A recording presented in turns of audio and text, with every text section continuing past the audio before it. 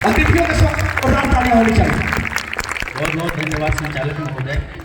मंच पर उपस्थित DCLR हथुआ वसीम सर, दिव्यांगजन निर्देशक शुभांगी मैम, विद्यालय के प्रधानाध्यापक दुर्गाचरण पांडे सर, आदरणीय मुखिया जी और शिक्षा सेवी हमारे शिक्षक, CRC से आए शिक्षक और उसके बाद प्यारे बच्चों, मैं आप सबका इस शिक्षा संवाद कार्यक्रम में स्वागत करता हूं, अभिनंदन करता हूं। मैं शिक्षा विभाग से जिला कार्यक्रम पदाधिकारी प्रवीण कुमार प्रभात हूँ और मैं आपके समक्ष जिला शिक्षा से संबंधित जो योजनाएं हैं उनको आप तक बताने आया था। लेकिन मुझे प्रधानाध्यापक से शिकायत है कि मेरा काम उन्होंने बहुत ही शानदार तरीके से कर दिया है। जब हम लोग एक विद्यालय से दूसरे विद्यालय की तरफ चल रहे थे तो इस ठंड के मौसम में सोच रहे थे कि चलेंगे और जल्दी से कार्यक्रम समाप्त करके वापस लौट जाएंगे। लेकिन इस विद्यालय में आने के बाद, आप सबका उत्साह देखने के बाद, पीछे खड़े लोगों को देखने के बाद, जिस तत्परता से वो सुन रहे हैं, ध्यान दे रहे हैं, हमने DCLR सर ने और मैम ने काफ़ी उत्साह फील किया, ऊर्जा फील किया और ये ऊर्जा आप लोगों से हम तक महसूस हो रही है। हम लोगों ने ये भी निर्णय लिया है कि इस कार्यक्रम की समाप्ति के उपरांत हम लोग इस स्कूल का भी विजिट करेंगे, एक एक स्मार्ट क्लास, एक एक लैब में जाएंगे और देखेंगे कि यहाँ की ताली बजाओ, ताली बजाओ। दूसरे विद्यालयों में कैसे इसका संचालन किया जा सकता है। मैं उम्मीद करता हूँ कि CRC से आए हुए शिक्षक भी उत्साह फील करें, आप लोग बोर नहीं फील करें। आप लोगों से भी ताली की उम्मीद करता हूँ, ठीक है। चलिए, जिन योजनाओं के बारे में मैं बताने आया था, पहले सरकार के पास जाना होता था आप लोगों को अपनी योजना के बारे में जानने के लिए। अब सरकार आपके समक्ष जन संवाद कार्यक्रम के माध्यम से पंचायत में आ रही है और शिक्षा संवाद के माध्यम से आपके स्कूलों में सरकार यानी अपने प्रतिनिधि के माध्यम से, हम सब के माध्यम से बताने आ रही है तो सरकार की कौन सी योजनाएं हैं और किस तरह से आप उसका लाभ प्राप्त कर सकते हैं।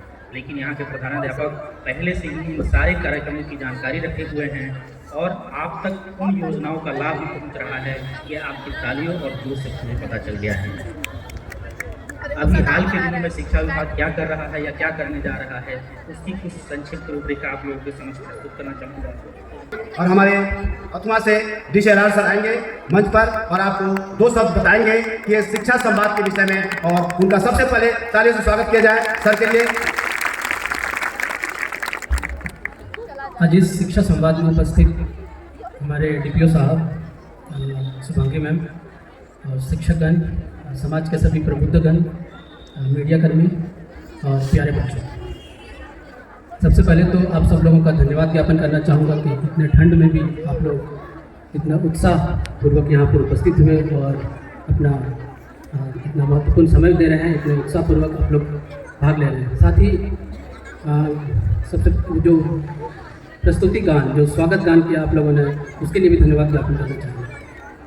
देखिए, ये शिक्षा संवाद का दो मुख्य उद्देश्य है। एक तो जो सरकार द्वारा शिक्षा विभाग के संबंध में जितनी योजनाएं संचालित हो रही है उनके बारे में आप लोगों को क्लैरिटी होनी चाहिए, स्पष्टता होनी चाहिए कि कितनी योजनाएं हैं। बहुत सारी योजनाएं हैं जिनके बारे में आप लोग अवगत नहीं हैं, उससे काफ़ी शिकायतें भी आती है कि जैसे हम लोग अभी कुचाई कोर्ट में थे, वहाँ पर शिकायत आई कि उनके बच्चों को साइकिल का पैसा नहीं मिला। उसकी जो विहित प्रक्रिया है, 75% अटेंडेंस, जिस तरह से रजिस्ट्रेशन किया जाता है, तो ये आपको पता होना चाहिए कि ये प्रक्रिया है। उस प्रक्रिया का पता नहीं होने से शिकायतें ज़्यादा हो जाती हैं। तो इस शिक्षा संवाद का उद्देश्य है दो, पहला ये कि आपको सभी शिक्षा विभाग से संबंधित योजनाओं से अवगत कराना, और दूसरा जो फीडबैक है आपके कि जो योजनाएं संचालित हो रही है ग्राउंड लेवल पे इम्प्लीमेंटेशन में क्या दिक्कतें आ रही हैं और उसको कैसे उन दिक्कतों को दूर करके उस योजनाओं को बेहतर रूप से संचालित किया जा सके। तो जो भी आपकी फीडबैक्स आई या और भी जो लोग नहीं बोल पाए, जिनको बोलना है, तो आप अपनी शिकायतों को यहाँ पे दे सकते हैं। हम लोगों को ये निर्देश मिला है कि जो भी शिकायतें होगी उनका दस्तावेजीकरण कर 15 दिनों के अंदर उनकी अनुवर्ती कार्रवाई सुनिश्चित की जाएगी। और ये सीधे, जैसा DPO साहब भी बता रहे थे कि 15 दिनों के अंदर ये सीधे शिक्षा विभाग पटना के द्वारा इसका इम्प्लीमेंटेशन और मॉनिटरिंग किया जाएगा। अब जितनी योजनाएं थी उनके बारे में तो सब लोगों ने बता ही दिया। आपके हेडमास्टर साहब ने बहुत अच्छे से समझाया, PPT के माध्यम से DPO साहब ने बताया, शुभांगी मैम ने बताया, तो उनके बारे में तो ज़्यादा कुछ नहीं बोलना चाहूँगा। इस विद्यालय को देख करके लगता है कि पिछले कुछ दिनों में कितना बदलाव आया है। हमारे सरकारी जो शिक्षा विभाग द्वारा जो काम किया जा रहा है, प्राइवेट विद्यालय और सरकारी विद्यालय जो पहले चेंजेस दिखते थे उसमें काफ़ी कमी हुई। तो ऐसे तो किसी भी शिक्षक के टैलेंट के ऊपर कभी कंपैरिजन नहीं करना चाहिए। फिर भी आप लोग इस चीज़ को मानते होंगे कि जो प्राइवेट विद्यालय में शिक्षक हैं उससे कई गुना बेहतर शिक्षक हमारे सरकारी विद्यालय में हैं। ये अलग बात है कि कई कारणों से वो अपना 100% नहीं दे पाते। वो कारण भी हमारे जो बच्चे हैं, आप लोगों ने देखा होगा कि बच्चे में कितनी उच्छृंखलता आ गई है, बच्चे में कितनी अनुशासन की कमी आ गई है। कई बार तो ऐसी घटनाएं भी हम लोगों को सुनने को मिलती है कि शिक्षकों के साथ मारपीट कर लिया है। अब आप जिस शिक्षक के साथ मारपीट कर रहे हैं वो शिक्षक आपको कितना दे सकते हैं? ये हम लोगों के लिए एक इंट्रोस्पेक्शन का समय है कि समय के साथ साथ चीज़ें तो बदल, सारी चीज़ें अब जैसे बताया मैडम ने कि हम लोग इंटरनेट के माध्यम से पढ़े। आप सबके यहाँ पे इंटरनेट की सुविधा उपलब्ध है, इन्फॉर्मेशन की कमी नहीं है। आप प्राइवेट स्कूल में पढ़ रहे हैं, सरकारी स्कूल में पढ़ रहे हैं, सबके पास इन्फॉर्मेशन है। अभी जो जिस दौर में हम लोग जी रहे हैं यहाँ पे इन्फॉर्मेशन की कमी नहीं है, आपके पास सबके पास है। किसी चीज़ की जानने की जरूरत है, आप गूगल करेंगे आपको पता चल जाएगा। कोई शिक्षक उतने अच्छे से नहीं बता सकता। लेकिन अगर आपको जीवन में अच्छा करना है, अगर आगे बढ़ना है, तो सबसे ज़्यादा जरूरी है आज के समय में, खासकर पहले से ज़्यादा जरूरी है आज के समय में कि आप एक अनुशासित मनुष्य की तरह हैं, आप में नैतिकता हो। नहीं तो बहुत सारे लोगों को देखा होगा आपने कि बहुत अच्छे थे, बचपन में बहुत अच्छे विद्यार्थी रहे, लेकिन आगे जाके वो कुछ नहीं कर पाए। बहुत ऐसे भी होते हैं जो कि बचपन में अच्छा नहीं कर पाते, लेकिन क्योंकि वो अच्छे होते हैं, उनको अभिभावक से अच्छा गाइडेंस मिलता है, तो आगे जाके बहुत अच्छा कर लेते हैं। ये आज के समय में गारंटी सिर्फ यही दे सकता है कि आप कितने अनुशासित हैं, कितने नैतिकता का पालन करते हैं। यही आपके लिए गारंटी होगा आपके भविष्य को संवारने का।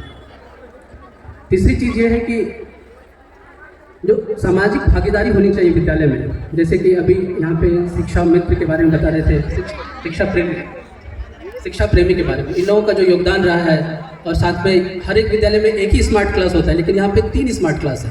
सरकार का तो योगदान एक ही स्मार्ट क्लास का है, लेकिन यहाँ 2 स्मार्ट क्लास एक्स्ट्रा बन गए, तो ये तो समाज की भागीदारी है।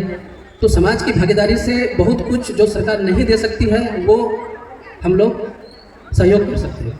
और सरकार कितनी भी योजनाएं चला ले, कितनी भी उनका प्रयास रहे, अगर समाज की भागीदारी नहीं होगी, समाज का सहयोग नहीं होगा, तो उसका इम्प्लीमेंटेशन नहीं हो सकता। वो सिर्फ एक दिखावा होगा, बेईमानी होगी।